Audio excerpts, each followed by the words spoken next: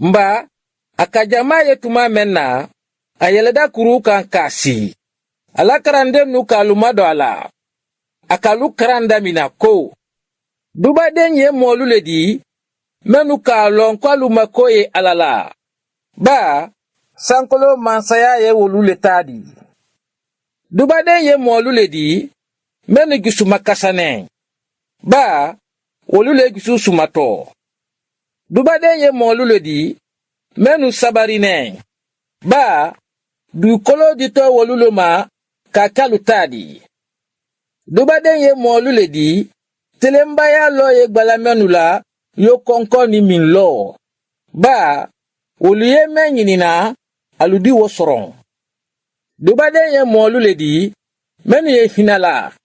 Ba, hinadike wolula. Duba den ye molu ledi, menu konogbene. Ba, aludi alaye. Duba den ye molu ledi, menu ye here donna aluni alumonyon nute. Ba, aludi kili ko aladenu.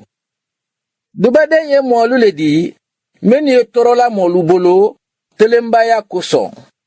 Ba, sankolo la mansaya ye alutaledi. Duba den aludi, ni molu ka alud nani, ka alutoro, ka wuya lalula, ka kumaju su be fo alu manne